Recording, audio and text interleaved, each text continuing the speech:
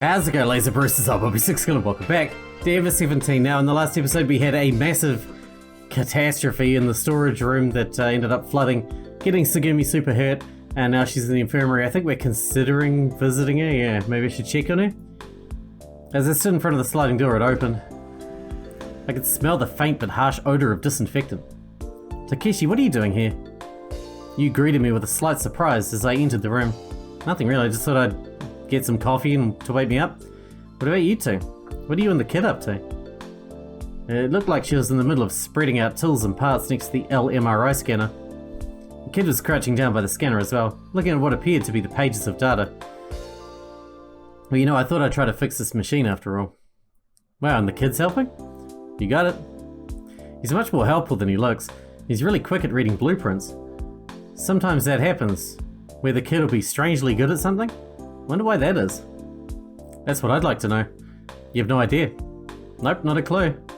There might be some reason, but the kid hung his head thinking, Hey, don't worry about it. No use wondering about it now. It all makes sense anyway when your memory comes back. Hey kid, can you hand me that wrench? This one? Yeah, thanks. Here we go.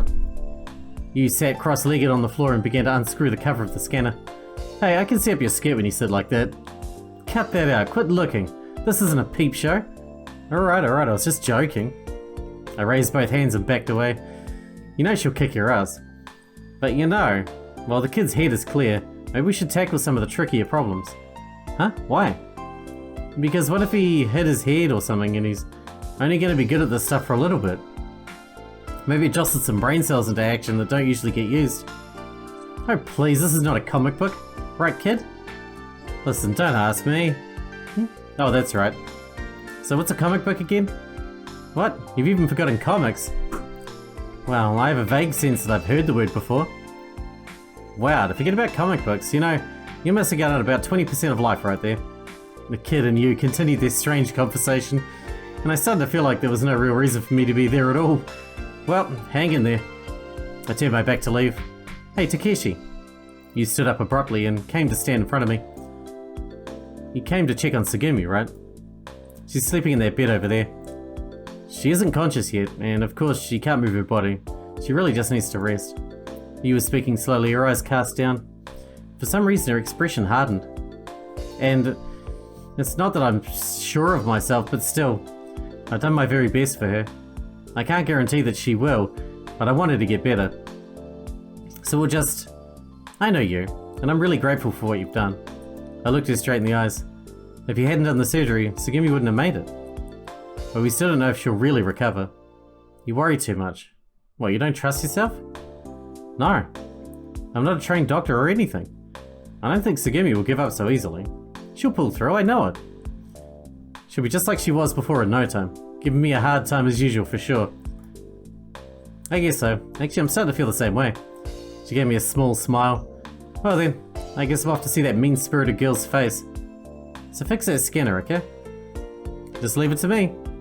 You plopped down again, and she and the kid began grappling over the now coverless scanner. I went toward the bed in the back. Tsugumi was stretched out peacefully.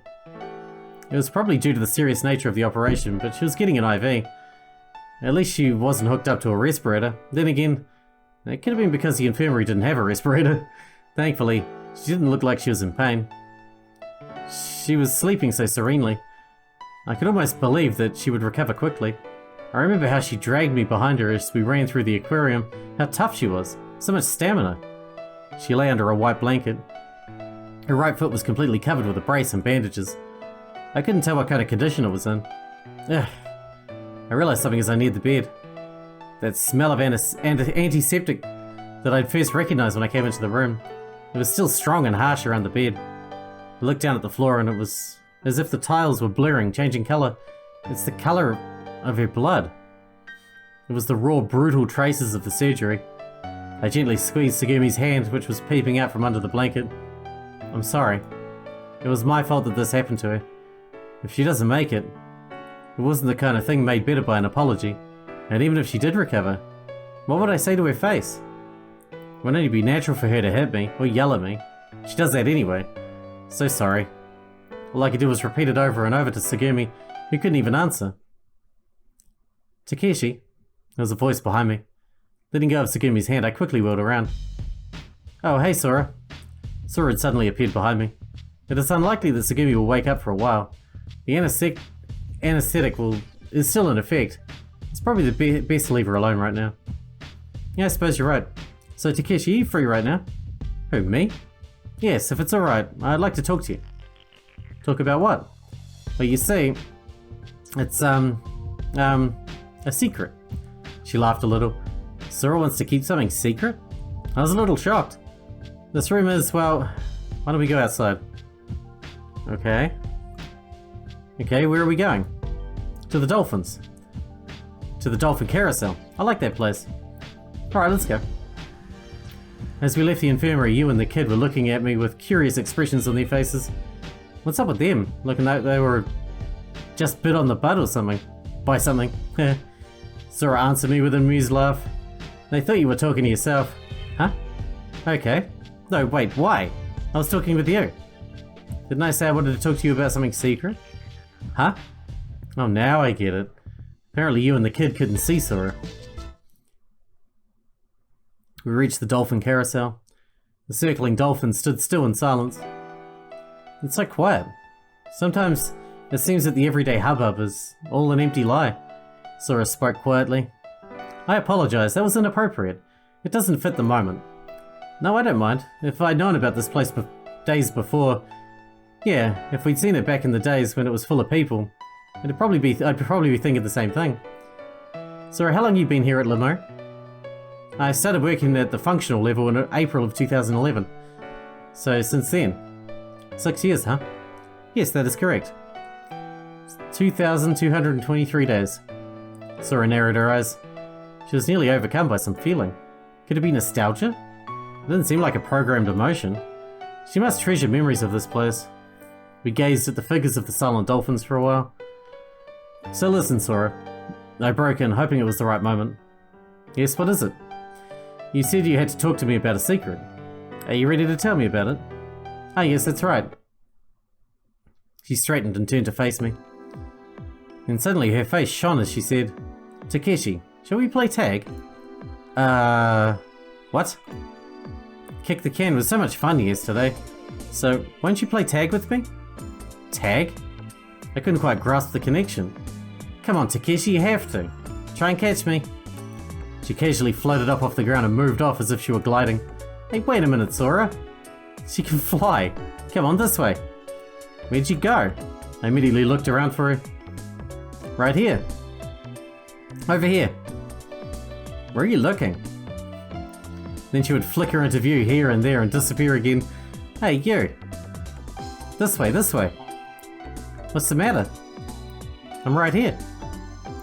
Laughing, she would show herself in one place and then disappear. Oh, come on, what is this?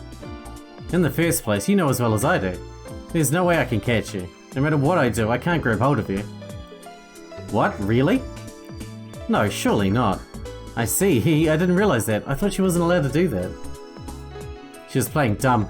Sora had split into 3 images. What the heck? What happened to you, Sora? What could it be? She shrugged exaggeratedly. All 3 leaned toward me at the same time. Do you think I'm strange? Is there something wrong with me? I'm the one that should be asking that question. What the heck is going on here? Hehe. I don't even know myself anymore what's going on. I feel all happy and fluffy. She was floating around like someone who was slightly drunk. I started to worry. Sora, are you okay? Are you sure you're not sick or tired? Nothing bad's happened, has it? Maybe we should get MMIH to check you out. Make sure there's not some serious error. Why, Takeshi? She pursed her mouth and took a huge sigh. And suddenly she appeared right in front of me, in a slightly troubled pose. She didn't move, and there was only one of her. Oh, right. I'll stop playing around with you. Playing around? Yes. That's just a little joke. Now for the reason I brought you here. I shook my head, putting my fingers against my temples. Seeing that, Sora smiled at me. Without making any noise at all, the dolphins began quietly circling again. I leaned against a handy artificial rock with a mascot pasted to it. Sora stood at attention once again and began speaking slowly. This is the continuation of our conversation yesterday. The reason that there is only one being like me in the world. I think I told you that it was the policy of my creator. In order to give me a unified individual personality, there are restrictions on my faculties. However, according to theory, several of me can exist at the same time. Just like I showed you before. Shall I show you again? No thanks, I'm still recovering. Alright, I won't do it anymore. She stopped there. She seemed to be thinking about something, then took a deep breath and continued. Just now. Could you tell me which one was me? Huh? Which one was me? Well, So the several versions of you, they're all different? No. Well then they're all the same. They're all the same Sora. Correct. She smiled. Yes, they're all me. Perfect copies. No, perhaps it's easier to understand if I use the word clones. Takeshi, are you aware of the clone law that was officially amended in 2010? Well, I mean no, but let's say yes anyway. Yes, I know of it, in 2010. Human cloning, which had been prohibited until then, was recognised under law. Once they had the approval of the authorities, anyone could undergo clone fertilization in a way to treat infertility. The nucleus is taken from an already cultivated somatic cell and then inserted into an egg that has its original nucleus removed.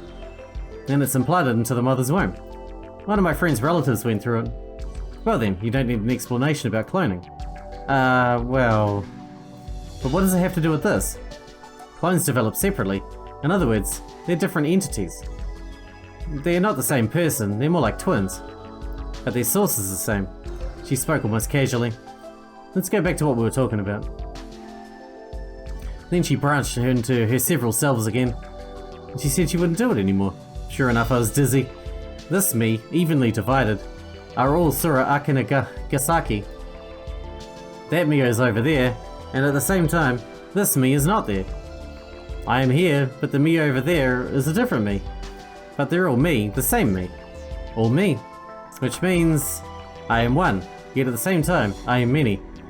That's a scary thing to say. That's what an AI says right before it takes over the world. I can be in any place, exist everywhere. I am omnipresent, like God. Yes, that's right. There can be several of me existing in the same place, at the same time. For example, in front of you and in front of Coco. There and here, there are two of me.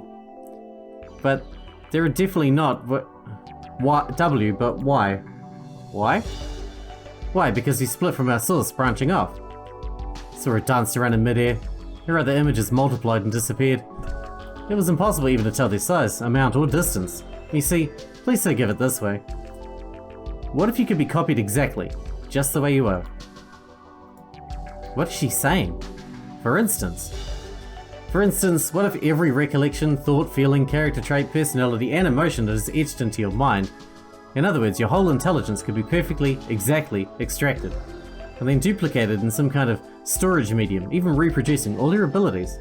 Then where is the real you? Then the you who stays in your body, is that the real you? Or is the duplicate character in fact you? The answer is, in any case, the real you does exist in both. If such things were possible, you would split into a form of non-meiotic division. In other words, it's not the same as splitting an apple into two. It's as if another apple with the exact mass, shape, and composition comes into being. When that happens, you become two. Sora got rid of all but one extra body and stood in front of me. Now, there were two copies of Sora before me. There was no way to tell which one was the original. Hear more? But why is Sora telling me all this? I wondered, but kept quiet and listened. Yes, you became two. The two Soras were speaking in unison. Historically, and from the moment forward, that moment forward, the two of you are travelling down the time axis as separate entities. But if you turn around and look at the journey you've taken, you'll see that at one point the two of you were joined together. It's a split like a Y, with 2 points emerging from one line, not a W, with 2 separate points of origin. You may be unable to imagine two of yourself splitting apart and going different ways at a particular moment, which we will use as a reference point. But that is something that has already happened. You are always, incessantly approaching a choice in each present moment that becomes the past the instant you visit it. Will you choose path A, will you choose path B? The you that is standing here may have come down path A, but in another time axis, there may be a you is going down path B. And both the you on path A and the you on path B are both still you. Except that the you on path A doesn't know about the you on path B, because there is no way to know. In the same way, the you on path B probably isn't aware of the you on path A either. Do you? I mean, no. I don't know.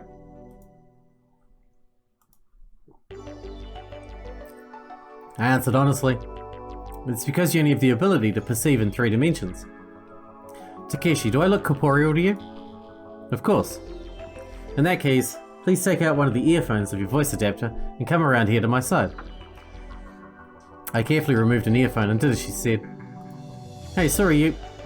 Naturally, Sora had become invisible. Where'd you go? I'm here. I can't see you. I haven't moved and I haven't made myself invisible. Will you please return to where you were? Yeah.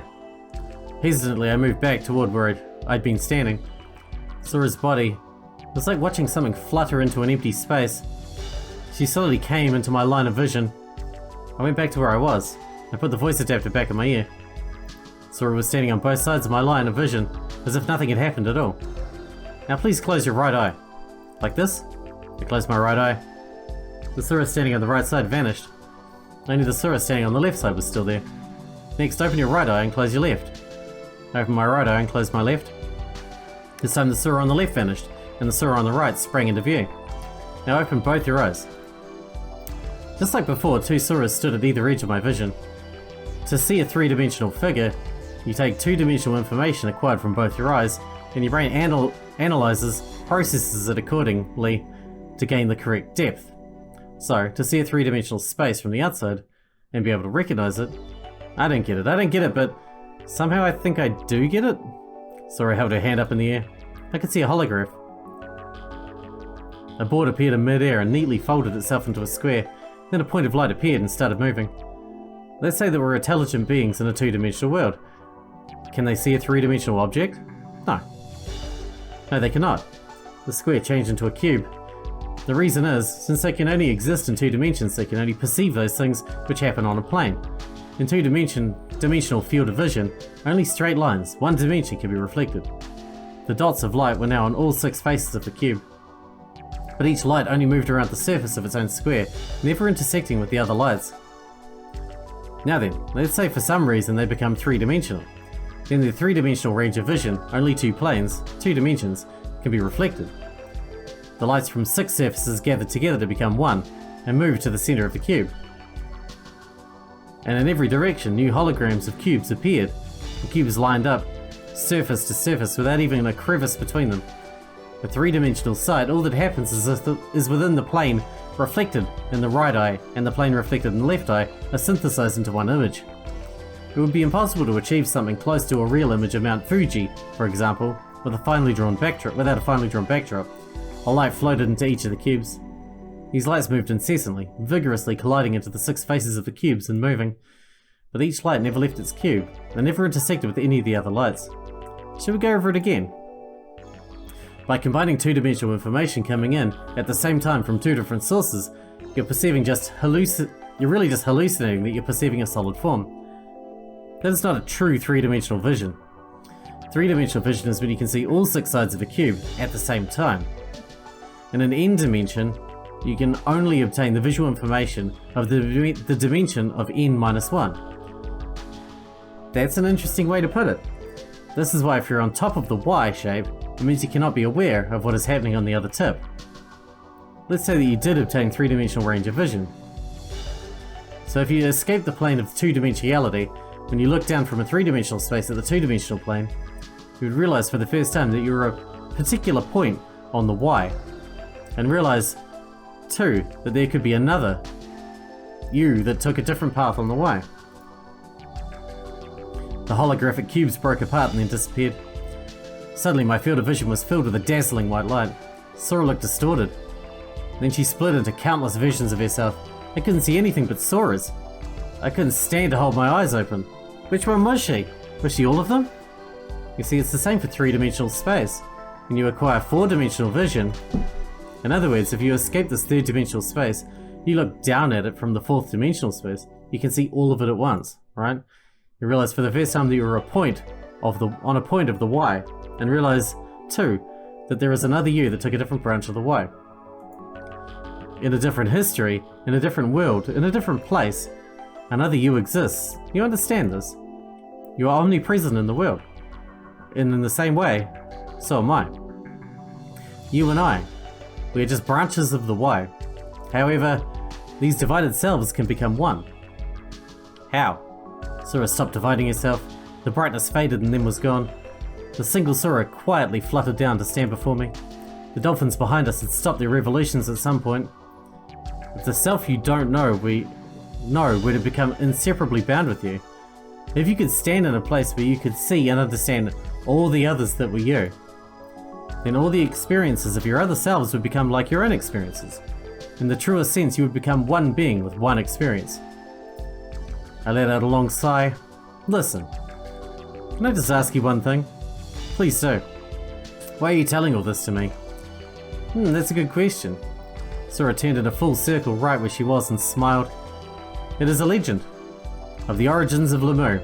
It is the legend passed down through the Lemurian continent. Let's just leave it at that. And you must understand, it's a secret. Sora put her finger to her lips and smiled once again. Cheeky. We met at the chicken sandwich stand and ate as scheduled. In the end, I didn't fix anything for dinner. Hey Takeshi. What? Can't you fix anything besides chicken sandwiches? Well, there's not much I can do about that. There wasn't much at the kiosk except chicken sandwiches to start with. I cooked all the hot dogs this morning, so they're finished. The owner probably just kept them for a little variation. Oh really? The kid held a sandwich wrapped in his hand and twisted it around his fingertip. The half-eaten sandwich remained in his left hand, not getting any smaller. It didn't seem like he couldn't finish it. What's the deal? Eat up before it gets cold. He was done eating and peered at the kid's face. Chicken sandwiches are fucking delicious. Just saying. Yeah. He must have walked all over looking for something else to eat, but it was no use after all, huh? The food washed into the corridors during the flooding. It almost all spoiled anyway. That's okay, because he got more stuff to make chicken sandwiches than you could imagine. I guess that's true. The kid tore off a piece of the sandwich and shoved it in his mouth. To survive, it's crucial that you have something that you can eat. It looks like he got the picture. Yeah, looks like we got a real survivor on our hands. Yep, that's right. You answered shortly. Huh? Yeah, just a little hobby of mine. Sometimes I go into the mountains alone. I carve my own path. Sometimes I even get a bit lost. Into the mountains alone? What, are you training some ancient fighting art on the sly? Jeez, Takeshi. What do you have to get like that? Yeah, out fighting the black bears under the winter moon. Nope. I hunt out hot springs that nobody knows about. Yeah, deep in the mountains. Someplace no one else has ever been. Oh no, that is a girl's idea of romantic. You wriggled as if intoxicated by the image. Oh, now I get it. You were soaking in the hot springs with a bear. No. Would you shut up about bears already? So, despite appearances, you're really wild at heart. Oh, what might you be suggesting? Oh, you drew yourself in an exaggerated fashion. Oh yeah? You talked about stitching up your own finger. I suppose that was also while you were out searching for hot springs? Huh? Oh yeah, I suppose. But it was just a surface scratch and I needed a few stitches. Just like I thought, bear wrestling. Just give it up. You turned red-faced as she exploded. I can't take this anymore. You let out a sigh and turned away from me. I suppose she was fed up. Maybe I got a little carried away. But Yu's face clouded over a bit. Teasing her couldn't have got her that down. Just as I was thinking that, Yu avoided my eyes and muttered, "Hey, Takeshi? About Tsugumi. It seems like she wanted to say something, but she didn't know what to say. What's up? What is it?" What I mean is, just then we heard the sounds of people running through the water toward us. Hey, what's up? Wow. Hey, Coco. You about ready to eat? Yeah, all that running around's made me starved. Woof. That's right, I remembered she was the only one who hadn't eaten yet. I handed Coco the last chicken sandwich I'd kept in the food warmer. Alright, time to eat. Yay, chow time. Oh, this is yummy. This blend of soy sauce, mayonnaise and fried chicken is perfect. Yum, supreme. Yeah, kiddo, this is divine, isn't it? Coco shot the question to the kid, who was standing in front of the store. Yeah, sure. But I'm getting a little tired of it. A last bit of unfinished sandwich remained in his left hand. Really? Put some of this on, it'll be even better. Huh? What is that? Here it comes, ooey gooey. Coco pulled out a tube she'd hidden behind her back, held it over the kid's sandwich and squeezed. What the heck is that? Sour cream.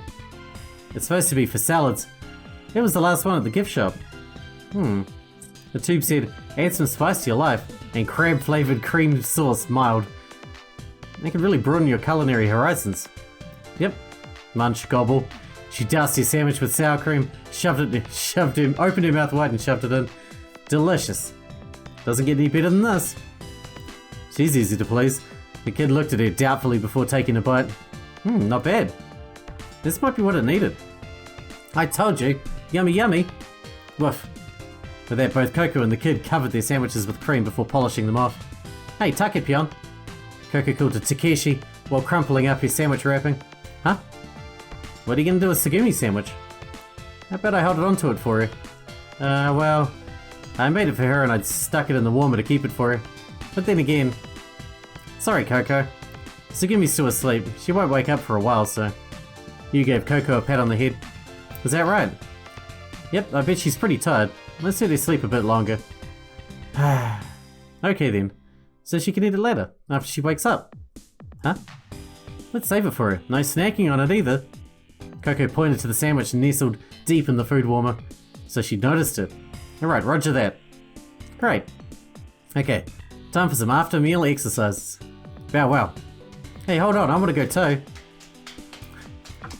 Coco and the kid and Pee-Pee ran toward the rest area together. You and I watched them from behind. Oh, by the way, you? Is Tsugumi resting up? Yeah, actually, I just stopped by the infirmary to check on her. How was she? I'm not a medical expert or anything, so I can't say anything specific, but she seems to be recuperating. Satisfactory progress, I think. Maybe too satisfactory. What do you mean by too satisfactory? I really don't know how to put it. You suddenly stopped talking and let her head fall forward. Well, if your condition is stable, that's good, isn't it? Your operation went well, right? Yeah. What's up with you? Lose your confidence somewhere or something? No, it's not that. Yeah, that's it.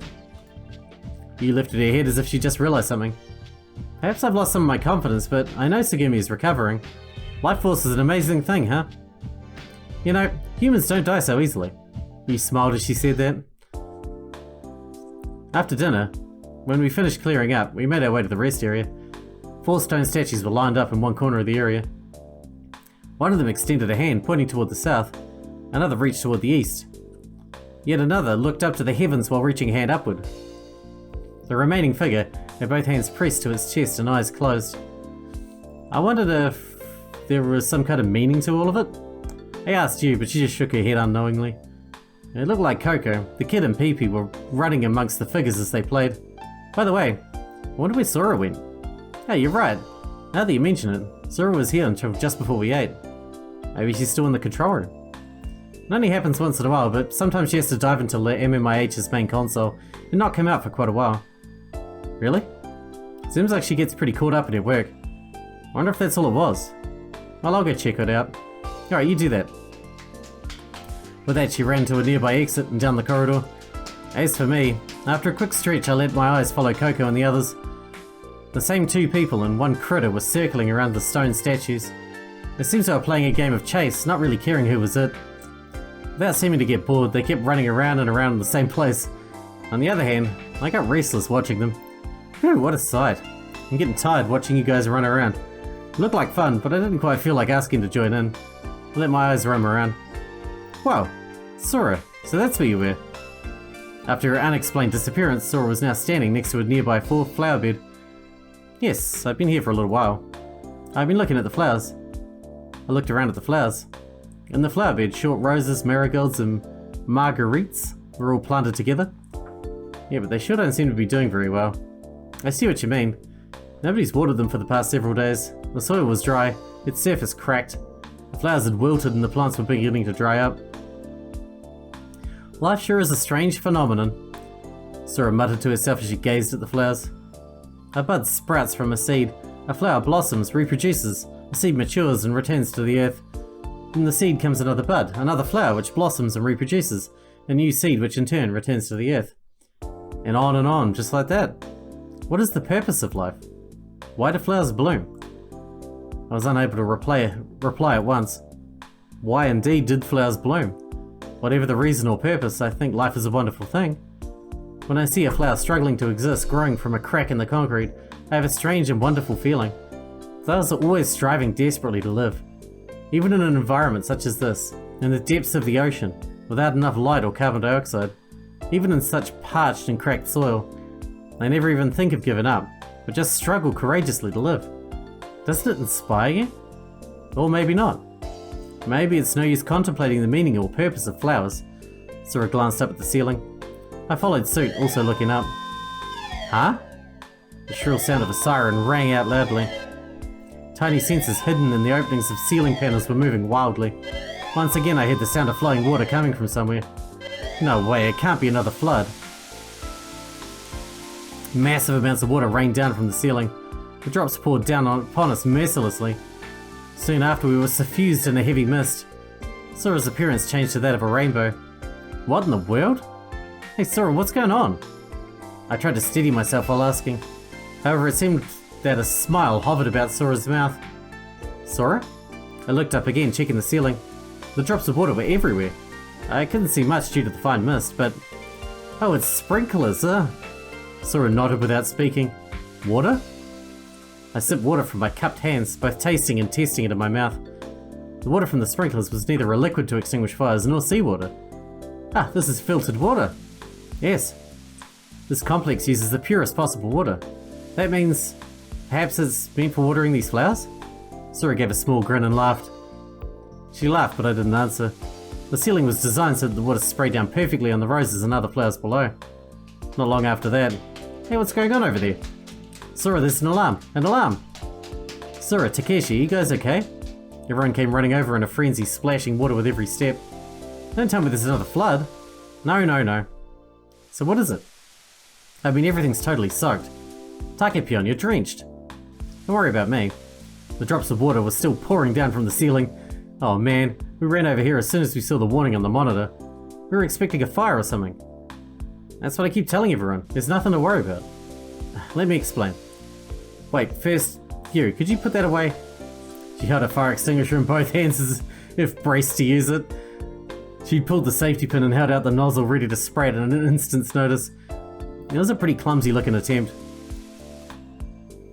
After a while the water stopped. Sora smiled and gazed at the flower bed. You don't suppose that was just a prank? You know... Now it's my turn to smile. Yeah, I guess it was something like that. Over on that wall there was some kind of weird shaped and coloured button. I thought, what the heck does that do? I couldn't help giving it a little push. When I said that, Yu tossed the fire extinguisher aside, and she turned to hide her face and tried to contain her laughter. Hehe. Takeshi! She brought up her fist and swung it in my direction. Listen here, you're not a kid, you know. Just who broke the group rules the other day, huh? What are you thinking? He was poised to launch into a sermon. She rambled on, but the words didn't reach my ears. I was gazing in wonder at the flowers. The previously wilted and drooping flowers had, in such a short time, become full of life and seemed to dance about. And with that, May 4th, we're halfway there. Over halfway there. It's time to wrap this up because we're out of time for today, but that was nice, wasn't it? Wasn't it nice? That was nice. Hope you guys enjoyed it. Thanks for watching. Thanks for hanging out with me, and I'll see you in the next one.